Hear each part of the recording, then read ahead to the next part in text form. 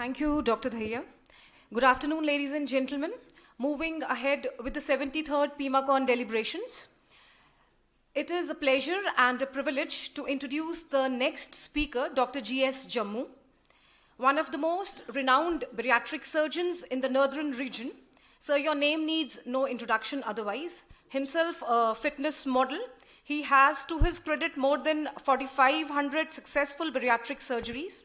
His hospital, Jammu Hospital, is a state-of-art place for the bariatrics. It is the state's first center for excellence in metabolic surgeries, certified by OSSI, and is NABH accredited along with IEF. An alumni of DMC Ludhiana, he is the founder, member, and director of the most prestigious MGB OAGB International Club. He has to his credit unlimited publications and lot of renowned awards. May I invite Dr. Jammu for his lecture? Thank you, Dr. Gomti, for the nice introduction. First of all, my homage to the departed souls, Dr. Gill, Dr. Shangara Singh, and today Dr. O.P.S. Kande. I welcome you all on this PIMACON, and my congratulations to Dr. Dhaya. We are probably at the fag end of this bad corona times, and he has dared to bring us all together again on this common stage. So big congratulations to Dr. Dhaya, Dr. Maan and his team. So well, I have been interested, friends, to talk on my favorite passionate branch of surgery, which is called bariatric surgery. So in this presentation, I have tried to bring something, the scientific facts and how it is collaborated with the personality of the person, and so that is why I have named it Science and Art of Bariatric Surgery. I don't have any disclosures to make. Well, if we start with the scientific facts of bariatric surgery, we all know that, but somewhere we have to refreshen our knowledge. So basically what we are doing in the bariatric surgery, may it be any type of surgery we do, a restrictive or malabsorptive or a combination of surgery, the basic fundamental is that we are decreasing the calorie intake. Rather, we are doing some automation. So obese patients, what they do, sometimes I have seen them, they are missing their breakfast or they are missing their lunch. But with this surgery, there's some automated thing that you take your meals regularly, not 3 times a day, but almost 5 to 6 times a day, and that to very small quantities. And another thing is, we are also filtering some unhealthy calories, like taking unhealthy calories means excess of simple sugars, simple carbohydrates that can cause dumping. So we are restricting some unhealthy calories with this surgery, which is not possible if we are also doing dieting otherwise.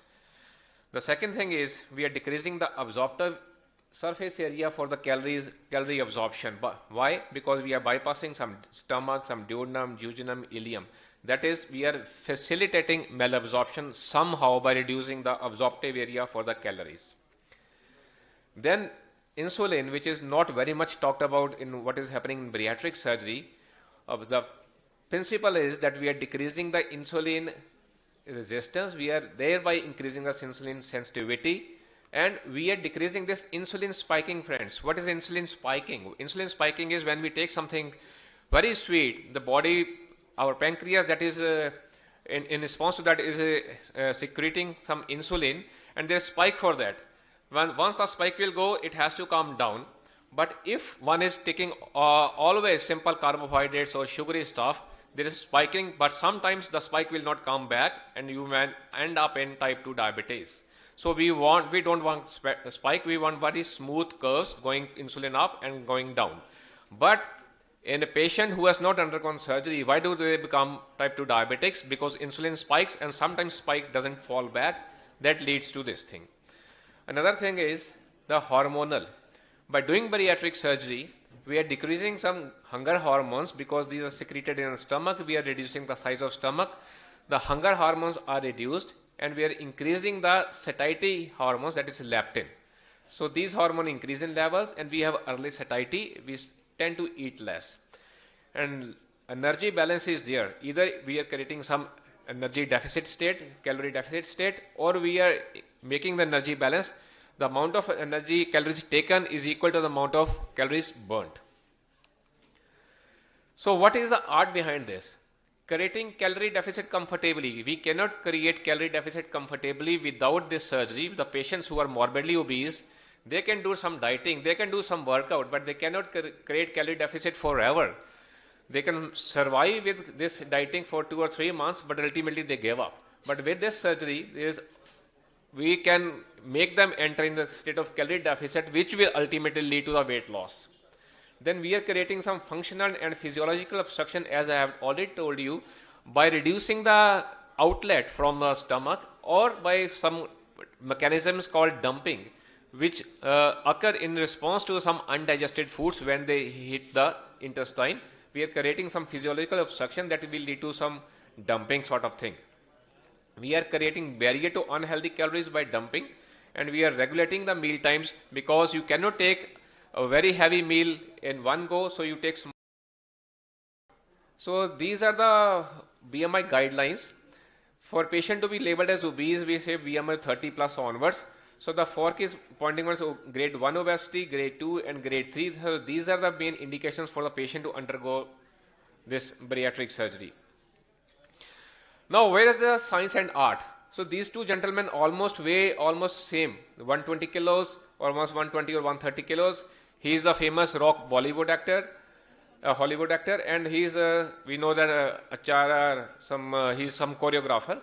So they both weigh same, but his BMI is also same, his BMI also same. He doesn't need surgery, and this gentleman needed surgery, and he has become like this. So what is the fundamental? Not only the BMI, there are some other criteria which we have to see. That is the fat distribution in your body. If you are very muscular, your BMI may be high, you may not be candidate for surgery. So every patient is not a candidate for surgery whose BMI is high. We have to do the body composition analysis. And this is one of the world's best body composition analysis machine which we have installed in our hospital for the last 3 years, which will tell you the segmental distribution of the fat, the muscle, the bone mass and the water content in your body. So it helps us to tell that this patient really needs the help of the surgery. So to name what type of surgeries which are being done across the world, so this is a pure restrictive surgery in which a band is wrapped around this balloon-shaped stomach so as to reduce the size of the stomach. This stomach is becoming the part of alimentary canal, and this is the this doesn't become part of the digestive system now. So this stomach gets full and you stop eating. So this procedure already has some limitations. It's becoming obsolete. So just to refresh your knowledge, what we have, options we have. So this is a sleeve surgery where a part of sleeve of the stomach is taken out of the body. So only 1/3 of the stomach is left. So that means your calorie intake is reduced to 1/3 only. So your food intake is 1/3. So this is again a very restrictive surgery. This is one of my favorite surgical procedures, because this is a combination of restriction as well as the malabsorption. In this stomach, you can see this is a very much a reversible surgery. Nothing is taken, put inside, nothing is taken out. We are just making a small stomach out of a big stomach, and we are rerouting the food into the small intestine. So we have bypassed this bigger stomach, we have bypassed duodenum, we have bypassed some part of the jejunum, maybe 100 centimeters or 200 centimeters, depending upon the BMI of the patient. So this is a tailor-made reversible procedure, which is, I think, most of the patients can safely undergo this procedure, because the bypass length can always be tailor-made according to the age, BMI and the food habits of the patient. So what is the efficacy of all these procedures? So if we want more sustained weight loss, we have to go from restrictive to more malabsorptive procedures, or a combination of both. So talking of band, the sleeve, the Roux-en-Y gastric bypass and the mini gastric bypass, these are the commonest procedures being performed in the world today. The sustained weight loss is this way, so from restriction to more malabsorption, and more weight loss is also this way, and more malabsorption is also from restriction to Roux-en-Y to mini gastric bypass. So, but why not this surgery is being done like cataract surgery or any other surgery? Because there are some fear in society's minds. What are those kind of fears? That this surgery might be very big, and this is a very big myth. It hardly takes 20 to 25 minutes to do this surgery, and done laparoscopically, and patients can walk and start taking liquid diets the same day of surgery. Then we come it is very risky surgery. This surgery is as risky as any piles or any cholecystectomy surgery. Doesn't carry any extra risk burden. The other thing is I will not be able to eat after the surgery. This is a very big myth, has misconception among some patients' mind. Minded, the patients who have undergone the surgery within 3 or 4 months, they can eat any type of food, even the hard guava to any makki ki roti, they can eat anything. Then the biggest fear is a social stigma. They don't want to tell that they have undergone surgery, especially the younger generation. They have something stigma in their mind that people are going to ridicule me. Why have you undergone this surgery? You could have attempted why didn't you attempt it yourself? Some of the medicos, they think that they do not recommend the surgery to the patients, even if they are aware of this surgery, that this is a very artificial method of weight loss. Why don't you stop eating? Why don't you tie your mouth and don't undergo surgery? Why stop undergoing surgery and try to control itself? So message is, friends, it's not possible to control it is something genetic reason. Even if you are eating less, you may not lose your weight. Even if you're losing some amount, 10% of weight, this is not sufficient. Because your absorptive system or your genetic system is like that, you absorb over absorption of calories. So I will often tell their patients, why don't you eat less? As we have already discussed, it's not possible everyone's cup of tea that they start eating less every day. Then the other scare is a patient might have vomiting whatever they eat, or they might go to loo very frequently. Again, this is a very big myth. Vomiting can occur in some teething problems in some of the patients, or some in a restrictive surgeries, like in a balloon surgery, like in sleeve surgery, like in band surgery, but not in procedures like gastric bypass, where the incidence of vomiting and diarrhea is far, far less. Diarrhea can occur in some malabsorptive procedures, and if it is a longer bypass. If it is a very optimum bypass, say 150 centimeters, the incidence of diarrhea is drastically reduced. Inability to eat, we have already discussed, patient can eat any type and every type of food except the foods which cause dumping, like simple carbohydrates, that is sugars, etc. So the fact of the matter is, this is not a cosmetic surgery, it is a life-saving surgery which is endorsed by the major medical organizations of the world. To name a few, Obesity Surgery Society of India, IFSO, International Federation for Obesity Surgeries, and ACMBS, American body.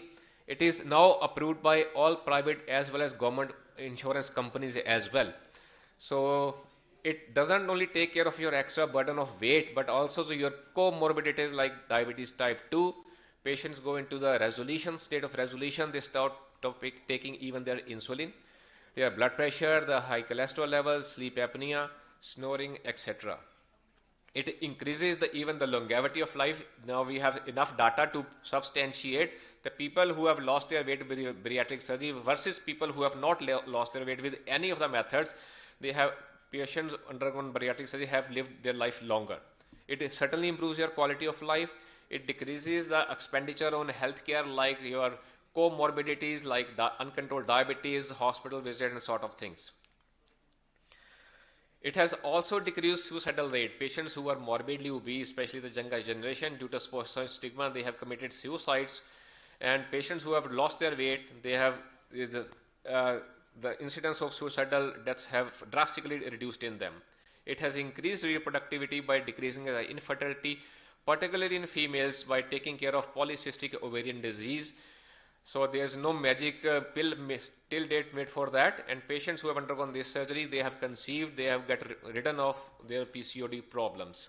It has increased libido by restoring the levels of testosterone or estrogen wherever they were applicable. It has boosted self-confidence by looking younger, smarter, and healthier. And it has increased productivity in their personal as well as their professional life.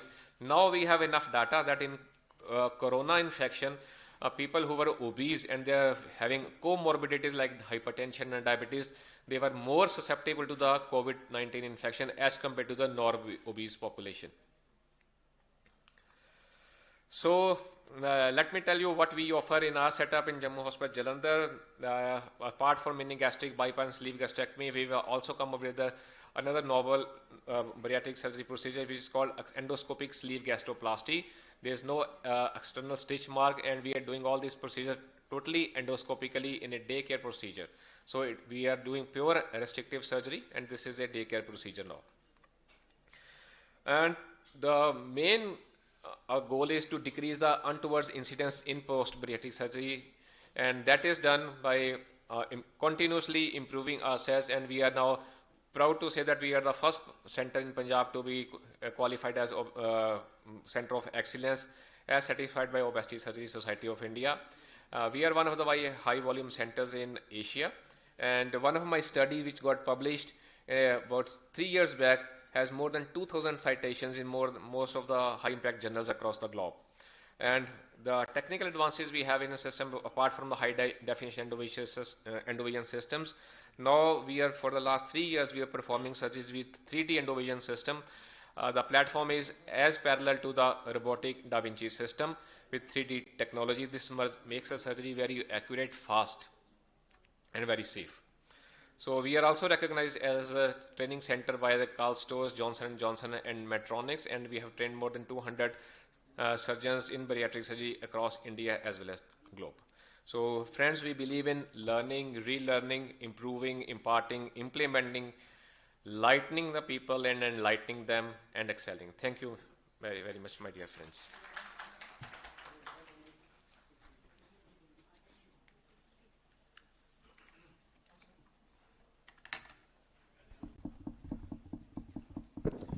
Thank you, Dr. GS. It was indeed a very good presentation. Introducing the next speaker, Dr. Shubhang Agarwal, Head of Orthopedics and Director, NHS Hospital, Jalandhar.